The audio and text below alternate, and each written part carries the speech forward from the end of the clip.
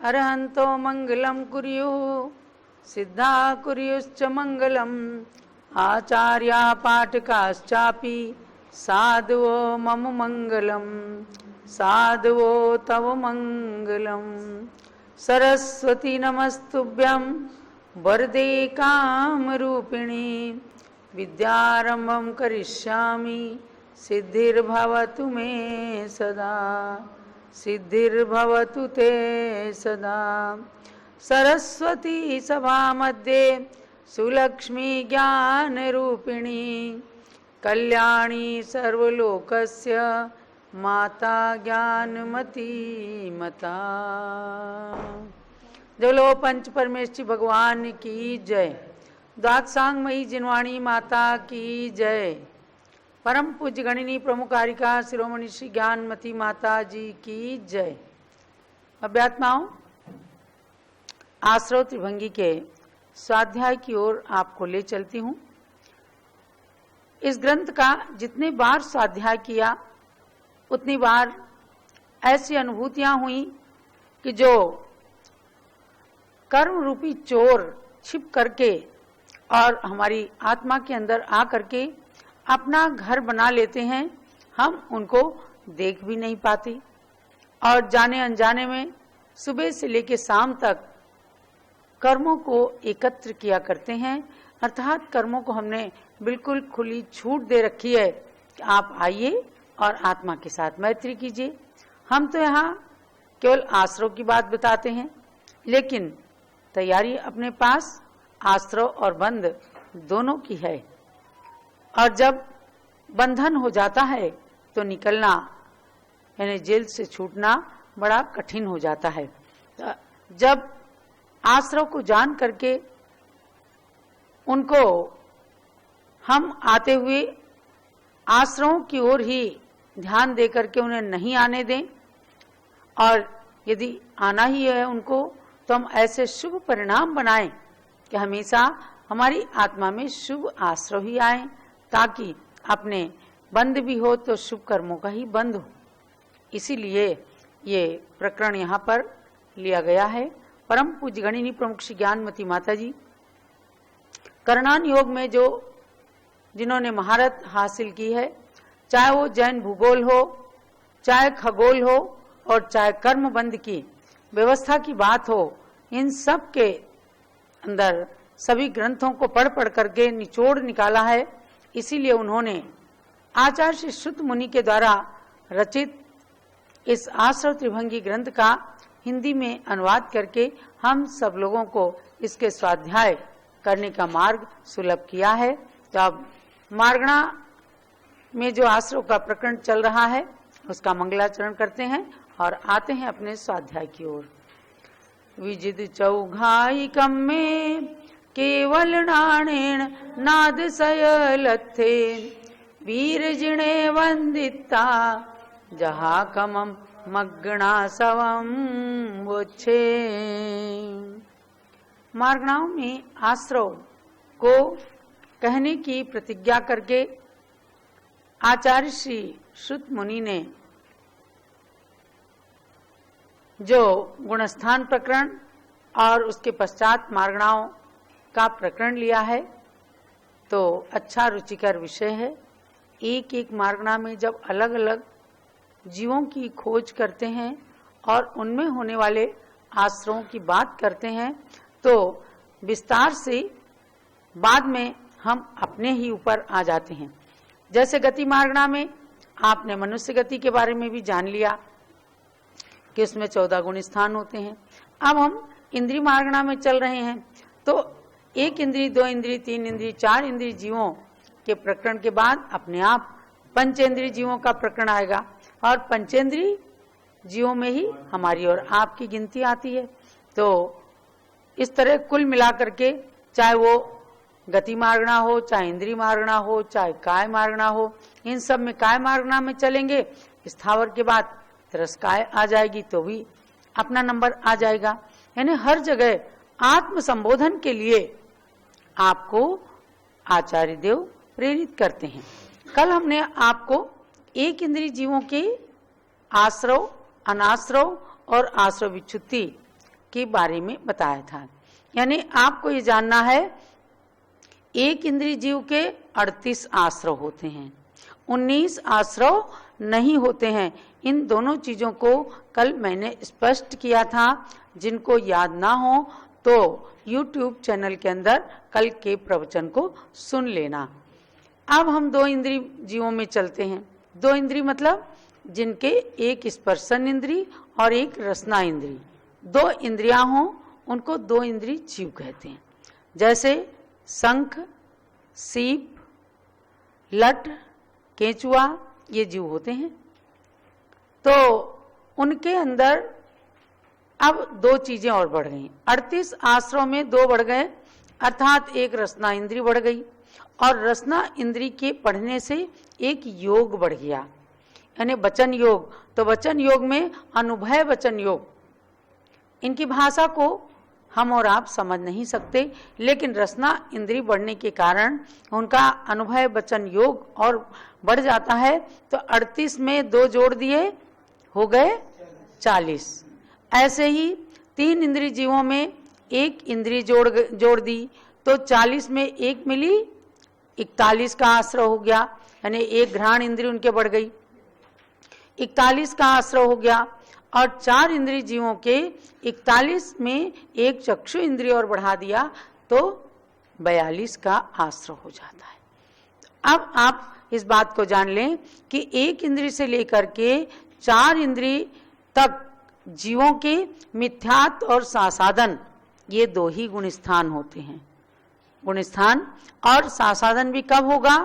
विग्रह गति में, क्योंकि इंद्रियों की अवस्था में जब 1 इंद्रिय धारी जीव हैं तो उनके तो एक मिथ्यात्व गुणस्थान ही रहेगा। लेकिन कोई सम्यक दृष्टि जीव मर करके 1 इंद्रिय जीव बन रहा है तो वह सम्यक दर्शन से च्युत होकर के और सासाधन गुणस्थान में विग्रह गति में आएगा। 1, 2 या 3 समय तक ही उनके वो सासाधन गुणस्थान बन जाएगा। इस अपेक्षा से सासाधन गुणस्थान को कहा गया है। अब इनके सासाधन गुणस्थान में औदारिक का योग और अनुभय वचन योग नहीं होता है। ये विशेष बात बताई गई है इसमें कि इन दोनों की विच्छुत्ति चूंकि मिथ्यात्व गुणस्थान में हो जाती है, इसलिए सासाधन गुणस्थान में इनका अस्तित्व नहीं रहेगा। तो हमने कल 1 इंद्रिय जीवों के दोनों गुणस्थान की बात आपको बता दी थी। 1 इंद्रिय जीव के 38 आश्रव, अनाश्रव कुछ नहीं मिथ्या दृष्टि गुणस्थान में, और विच्छित्ति है 6 की, 5 मिथ्यात्व और 1 औदारिक का योग, तो ये 6 हो गए।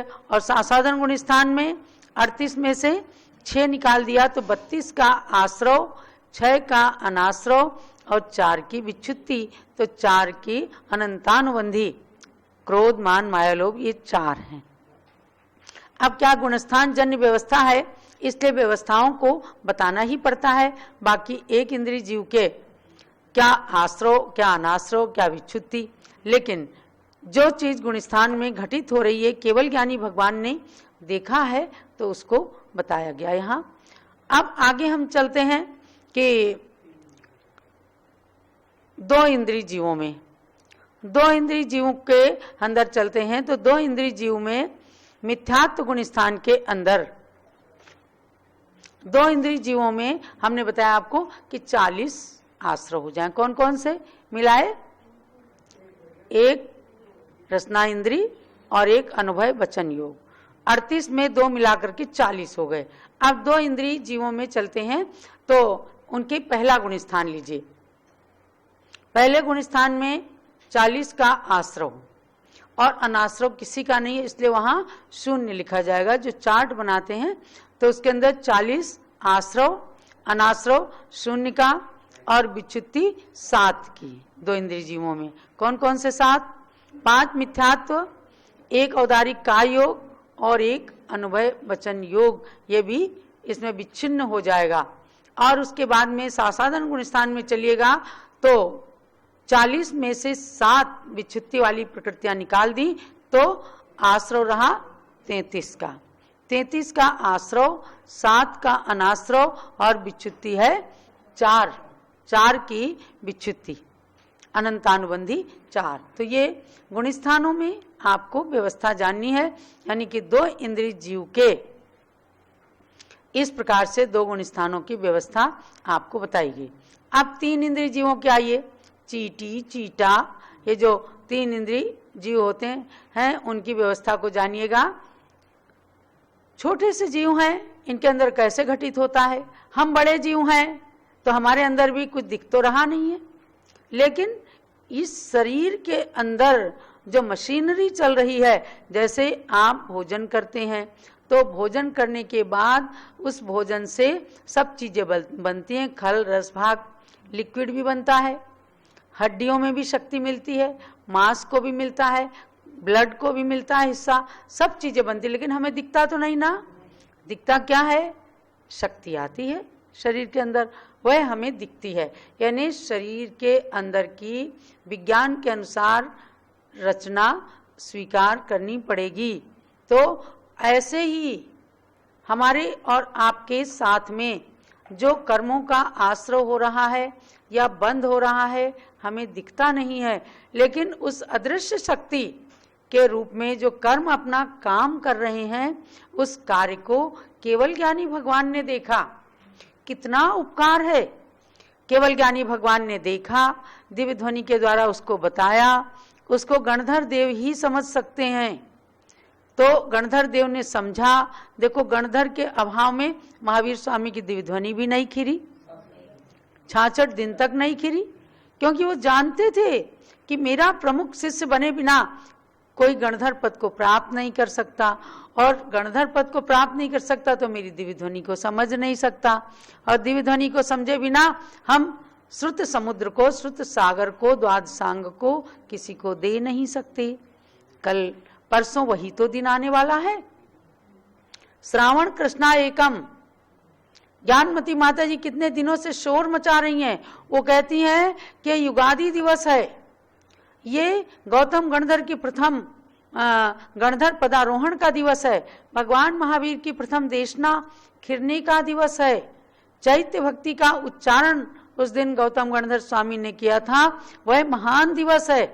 तो ऐसे ही पावन दिवस पर आप सबको भगवान महावीर का मूल्यांकन करना है, गणधर वाणी का मूल्यांकन करना है, गणधर स्वामी के उपकार का स्मरण करना है, उनकी दिव्य ध्वनि का उपकार हमें मानना है। ये सब चीजें हम कहाँ से पा जाते? भगवान की दिव्य ध्वनि के आधार पर ही।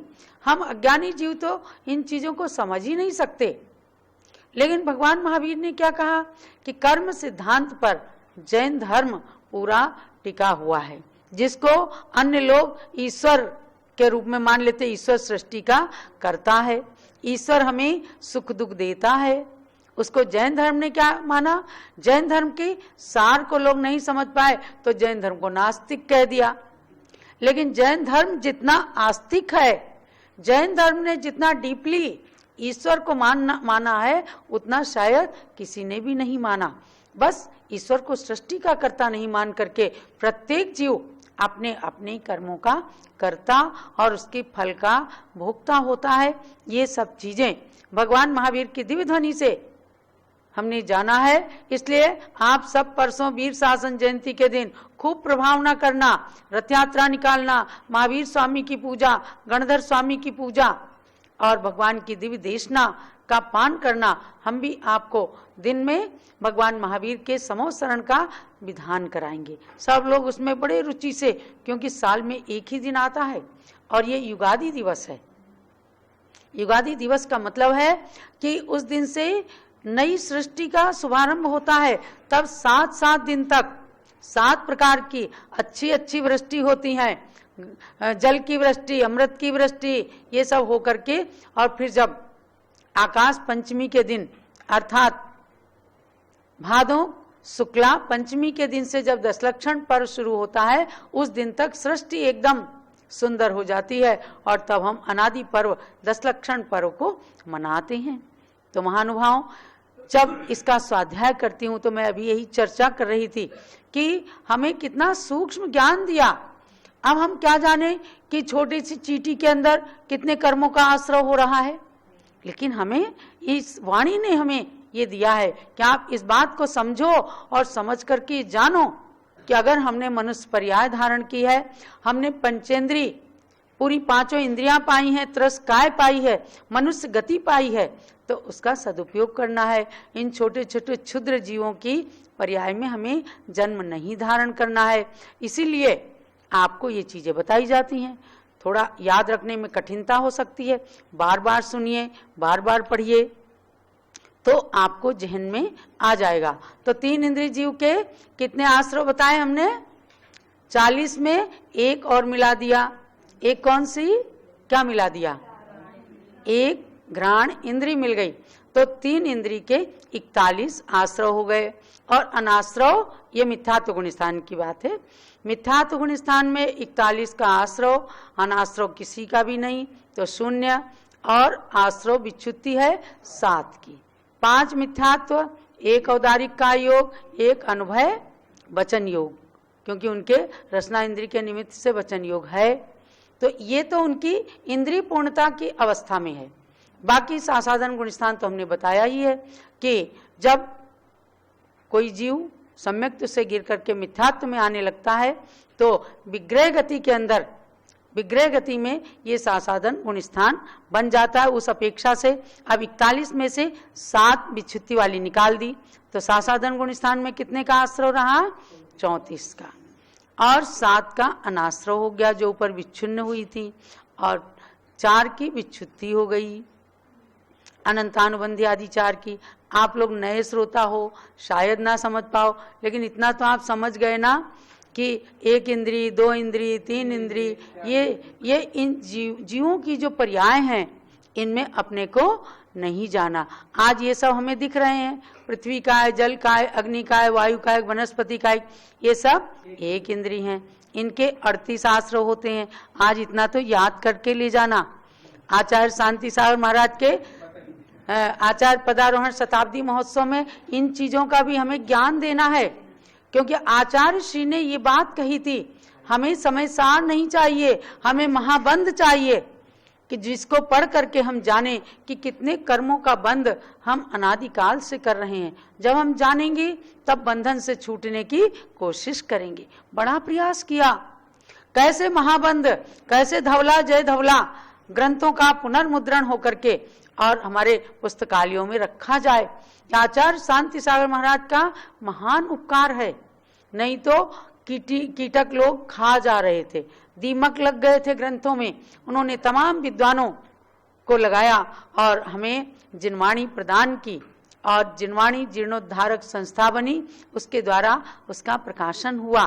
तो इस वर्ष के अंदर हमें ऐसे ऐसे शिविर भी लगाने हैं, प्रत्यक्ष में भी लगाना है, पारस चैनल, जूम चैनल के माध्यम से भी लोगों को ज्ञान कराना है कि आचार्य श्री के उपकार का स्मरण करना मतलब हमें ज्ञान प्राप्त करना।